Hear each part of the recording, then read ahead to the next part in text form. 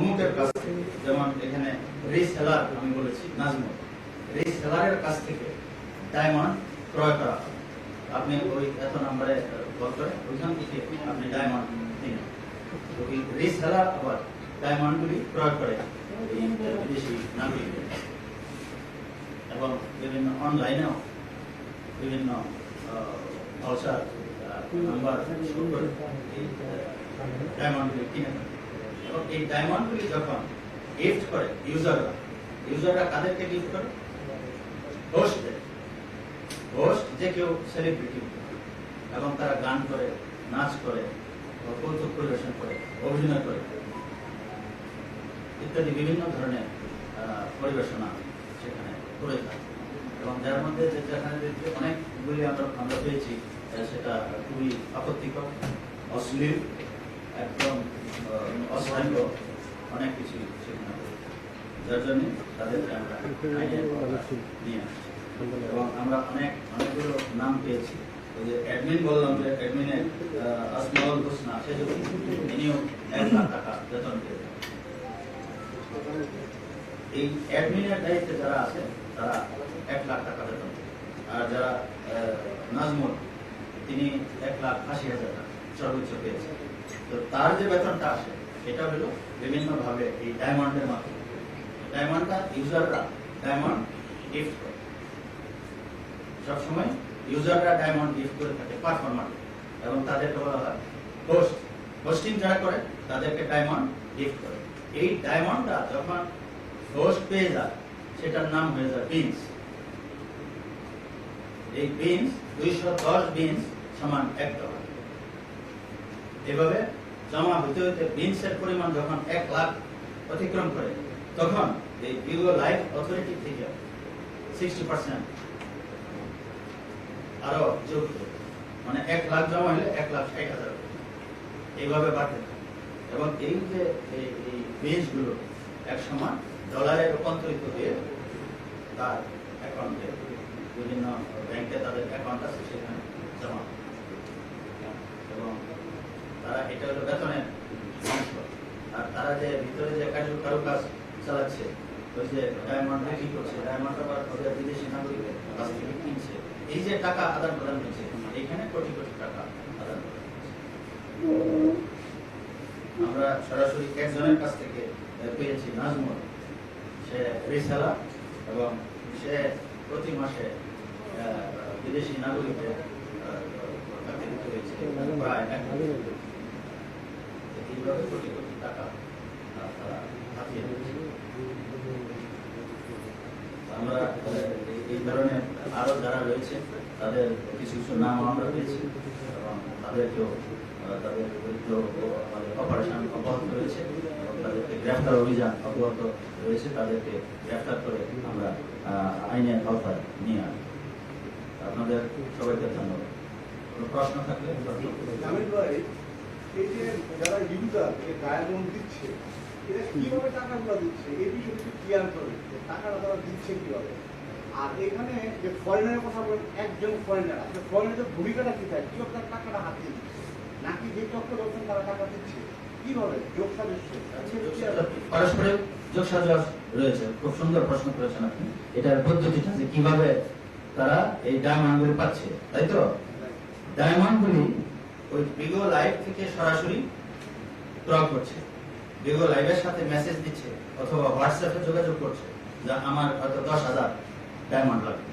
তখন ওই যে বিদেশি নাগরিক যারা, এটা এখানে যারা হেড অফ দি কান্ট্রি বা কান্ট্রি ডাইরেক্টর, এই টাইপের যারা যারা আছে, এখানে যিনি হেড বিদেশি নাগরিক, তো ওই নাগরিকের সম্পর্কে আমরা এখন জানতে পারিনি বিস্তারিত। তো যাই হোক, এই নাগরিকের কাছ থেকে যখন কিনতেছে, তখন সে ওই যে বিগো লাইভের বিভিন্ন মেসেজের মাধ্যমে, হোয়াটসঅ্যাপের মাধ্যমে তারা ওইখানে মেসেজ দেয় যে আমি 10,000 কিনবো, সাপোজ 10,000 ডায়মন্ড কিনবো। এটা যখন বলে, তখন সে এই যে নাজমুলকে বলে যে তুমি অমুক জায়গা থেকে নিবে, হ্যাঁ তুমি টাকা আসবে, টাকা পাঠাবে তার অ্যাকাউন্টে, এবং সেটা হলো তার নামে মার্চেন্ট অ্যাকাউন্ট আছে। এই যে নাজমুলের নামে মার্চেন্ট অ্যাকাউন্ট আছে, মার্চেন্ট অ্যাকাউন্টের এসে ওই টাকাগুলি জমা হইলে তার কাছ থেকে একটা ক্লিয়ারেন্স নেয় যে টাকা জমা হলো কিনা। যদি সে ক্লিয়ারেন্স দেয় তখন ওই দিক দিয়ে তার অ্যাকাউন্টে ওই ভার্চুয়াল যে ডায়মন্ড অ্যাড হবে। এইভাবে একটা চক্র কাজ করছে, দেশি বিদেশি চক্র এটার সাথে জড়িত রয়েছে। আমার একটা প্রশ্ন ছিল, সেটা হচ্ছে এইগুলো নিয়ে আমরা বরাবরই পুলিশের পক্ষ থেকে ইমো, তারপরে আজকে আসলো জিগো লাইভ, লাইভ টিভি, নানান রকম টিকটক, নানান রকম আপত্তিজনক কথাবার্তা শুনি, নানান সময় গ্রেপ্তার আসামিরা হয়ে থাকে। আপনারা বিটিআরসির কাছে কিংবা টেলিযোগাযোগ যে আমাদের সংগঠন রয়েছে তাদের কাছে এই অ্যাপগুলো বন্ধের কোনো সুপারিশ করবেন কিনা বা করেছেন কিনা? না দেখুন, আসলে আপনি প্রশ্নটা করেছেন সুন্দর, চমৎকার, কিন্তু আমরা তো অনেক কিছুই দেখতে পাচ্ছি যে অনেক অপপ্রচার হচ্ছে ফেসবুকে, ইউটিউবে, তো আমরা তো বন্ধ করতে পারছি না। অর্থাৎ এই যে এটার যে অথরিটি, সেটা তো আমাদের দেশে নাই। ফেসবুক, ইউটিউব বা এগুলির যে অথরিটি, সেটা তো বিদেশে। তো অথরিটির কাছে আমরা কোনো আপত্তিকর, কোনো ডিফ্যামেটরি অথবা কোনো ডিসগ্রেসফুল, আপত্তিকর, অশ্লীল, তারপরে অশ্রাব্য, আপত্তিকর কোনো ভিডিও কিংবা কোনো কন্টেন্ট যদি থাকে, তাহলে প্রতিদিনই আমরা কিন্তু এই যে সার্বক্ষণিক মনিটর করছি সিপিসি থেকে। সেখান থেকে আমরা 8-10টা করে সবচেয়ে ভালগার টাইপের যে ক্ষতিকারক, যেটা রাষ্ট্রের জন্য ক্ষতিকর, আমাদের জাতির জন্য ক্ষতিকর, জনসাধারণের জন্য ক্ষতিকর, ভিভিআইপিদের জন্য ক্ষতিকর, ভিআইপিদের জন্য ক্ষতিকর, এই ধরনের কন্টেন্ট রিমুভ করার জন্য কিংবা এটাকে ব্লক করার জন্য কোনো সাইট থেকে যদি দিয়ে থাকে, সেই সাইট বন্ধ করার জন্য আমরা প্রতিদিনই লিখে যাচ্ছি বিটিআরসি, এবং তারা আমাদেরকে কনফার্ম করছে যে তারা সেটা সাইটগুলো বন্ধ করে দিচ্ছে। কথা বলা হচ্ছে এখানে যে বিভিন্ন ব্যাংক এবং ফিনান্সিয়াল সার্ভিসে, এই বিষয়টা একটু আপনি ক্লিয়ার করে। আচ্ছা, এটা ব্যাংকিং সার্ভিসে বিভিন্ন ব্যাংকে এদের অ্যাকাউন্ট রয়েছে। তা আমরা তদন্তের স্বার্থে আমরা ব্যাংকগুলোর নাম বলছি না। আপনারা আমরা কনফার্ম হয়ে যখন আমরা কার্যক্রম আরো শুরু করব, তখন আপনারা জেনে যাবেন। একটু অ্যামাউন্টটা বলেন যে আপনারা পেয়েছেন, যে প্রায় 100 কোটি টাকা। হ্যাঁ, 100 কোটি টাকা তো আমরা তো এটা হিসাব নিকাশ করলে আনুমানিক 100 কোটি টাকার মতো হবে সবার অ্যাকাউন্টে। এটা আপনার 3 বছরের মধ্যে। এখানে আমরা দেখলাম যে বেশ কিছু লাইভ স্ট্রিমিং অ্যাপস এর মাধ্যমে অসামাজিক কার্যকলাপের কথা আপনি বলছিলেন, অর্থ পাচার হচ্ছে। আমরা এর আগে দেখেছি নারী পাচারের মতো ঘটনা ঘটেছে এবং রেপের মতো ঘটনা ঘটেছে। তো এত সমস্যা যে অ্যাপসগুলো নিয়ে হচ্ছে, আমরা দেখেছি বেশ কিছু দেশে এই অ্যাপগুলো বন্ধও করে দেওয়া হচ্ছে। পুলিশ আসলে কি ধরনের উদ্যোগ নেবে বা তাদের আসলে সুপারিশ কি থাকবে সরকারের অন্য সংস্থার কাছে? এটা ইতিমধ্যে আমি বলেছি, জিয়া ভাই যে প্রশ্নটা করেছিলেন, ইতিমধ্যে আমি বলেছি যে এটার কন্ট্রোল তো আমাদের হাতে নেই। এটা আমরা ব্যাড কন্টেন্টস গুলো বন্ধ করার জন্য আমরা লিখছি আপাতত। তবে আমাদের দেশে আসার কথা হচ্ছে এটা, যে এই ধরনের যারা এটার মালিক, তাদেরকে আহ্বান জানানো হচ্ছে যাতে আমাদের দেশে অফিস খোলার জন্য। তো ওদের অফিস মনে করেন ফেসবুক, ইউটিউব বা টুইটার, ইনস্টাগ্রাম, এগুলি বা এই যে গুগল লাইকি, এদের যদি কোনো অফিস আমাদের দেশে খোলা হয়, তখন আমরা তাদেরকে লায়াবল করতে পারবো। ইন্ডিয়াতে কিন্তু ব্যান করে দেওয়া হয়েছে। এটা তো ইন্ডিয়ার ব্যাপার, ইন্ডিয়ার ব্যাপার তো আপনারা কি এটা বের করতে পেরেছেন যে এই ধরনের কতগুলো অ্যাপ বাংলাদেশে চলছে? আর আপনি বলেছেন যে আপনারা বিভিন্ন সময় লেখালেখির কারণে বিটিআরসি কিছু অ্যাপ বন্ধ করে দিয়েছে, এইগুলো কোনগুলো এবং সেটার সংখ্যা কত? না, এটা এখন আপাতত আমি সংখ্যাটা আমার কাছে নেই, জেনে বলতে হবে। তবে আমরা প্রতিদিনই লিখছি, আমরা প্রতিদিনই যে ব্যাড কন্টেন্টস, যে ব্যাড এলিমেন্টস বা যে ধরনের রিমুভ করা সাইটগুলি রিমুভ করা প্রয়োজন বলে আমরা মনে করি, সেগুলি আমরা প্রতিনিয়ত লিখে যাচ্ছি এবং বিটিআরসি আমাদেরকে কনফার্ম করছে যে তাদের সাইট বন্ধ হয়ে যাচ্ছে। আপনি যেটা বলছিলেন যে দেশের ভিতরে থেকে যদি যুব বা আইসি অন্য প্ল্যাটফর্মগুলোকে ব্যবহার করে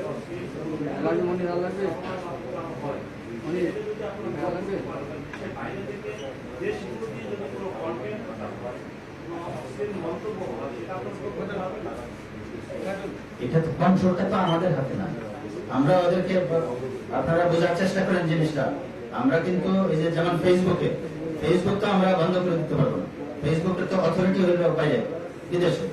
ফেসবুকে যদি কেউ কোনো খারাপ মন্তব্য করে বা কোনো খারাপ ভিডিও ইয়া করে, হ্যাঁ, কোনো খারাপ কন্টেন্টস আমরা পাই, সেটা আমরা লিখি কর্তৃপক্ষ বিটিআরসি কে লিখি, মাননীয় মন্ত্রীর মাধ্যমে, মন্ত্রী মহোদয় ডাক ও টেলিযোগাযোগ মন্ত্রী মহোদয়ের মাধ্যমে আমরা বিটিআরসি কে লিখি। লিখলে বিটিআরসি সেটা বন্ধ করে দেওয়ার ব্যবস্থা গ্রহণ করে।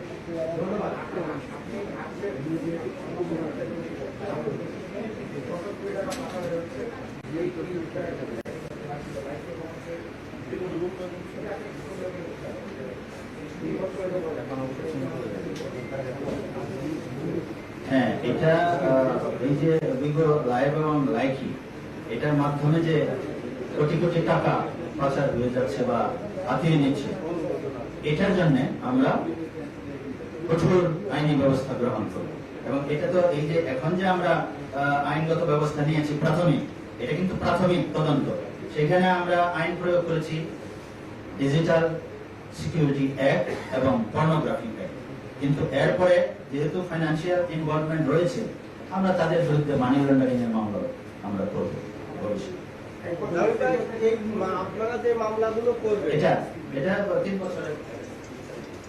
3 বছর। আপনাদের মামলায় কি শুধু আমাদের দেশে যাদেরকে আটক করেছে তারাই আসামি হবে, না এর যারা মূল নিয়ন্ত্রণ তারাও আসামি হবে? যদি তারা আসামি হয়, বিদেশি যে নাগরিকদের কথা বলছি আমরা অবকাশ, তারা আসামি হলে তাদের বিষয়ে আপনারা কিভাবে, তাদেরকে আপনারা কিভাবে গ্রেফতার করবেন বা ট্রান্সন্যাশনাল ক্রাইম, মানে এই কাজগুলো অনেক দেশে অনুমোদন আছে, কিন্তু আমাদের বাংলাদেশে এটার অনুমোদন নাই। আর জুয়া আইনে, অনলাইন জুয়ার কোনো আইন নাই বাংলাদেশে, কিন্তু অর্থ পাচারের বিষয়ে ইয়ে আছে। এই যে এই মানে অসঙ্গতিগুলো, এগুলো আপনারা কিভাবে ইয়া করবেন? এটা তো আমি বললামই যে যেখানে যে আইন রয়েছে সেটা আমরা কঠোর প্রয়োগ করব, সেই আইন প্রয়োগ করব। যেমন এই যে আমরা এখন আবার যাচাই বাছাই করব, তদন্ত করব, যদি মানি লন্ডারিং এর আওতায় এই বিষয়টা আসে এবং আসবেও, আমরা পাচ্ছি, প্রমাণ পাচ্ছি, তো পরবর্তীতে যাচাই বাছাই করে এটার যে নিয়ম আছে, প্রথম যাচাই বাছাই হবে, পরবর্তীতে ইনকোয়ারি হবে, তারপরে হবে মামলা। তা আমরা এই স্টেপ বাই স্টেপ আমরা অগ্রসর হব এবং কঠোর আইনগত ব্যবস্থা গ্রহণ করি, যাতে ভবিষ্যতে সাইবার ক্রাইম প্রতিরোধ হয়, এই ধরনের অপরাধ যাতে কমে আসে এবং আমরা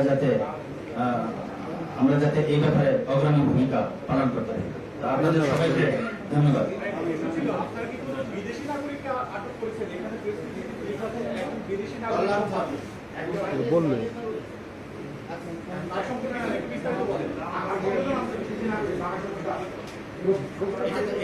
এটা তো সঠিক আমি বলতে পারবো না, তদন্তের বিষয়।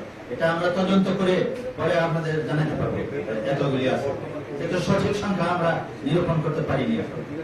আচ্ছা, বর্তমানে তারা কি শিক্ষার্থী? তারা কি শিক্ষার্থী যাদেরকে গ্রেফতার করা হয়েছে? তারা কি শিক্ষার্থী? পরিচয় কি?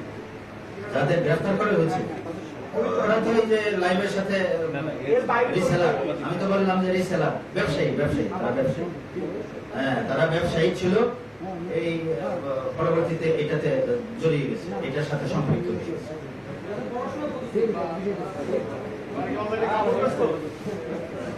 হ্যাঁ, আমাদের আরো একটা প্রেস রিলিজ আছে, আপনাদের সবাইকে ধন্যবাদ জানাচ্ছি। হ্যাঁ, আসসালামু আলাইকুম।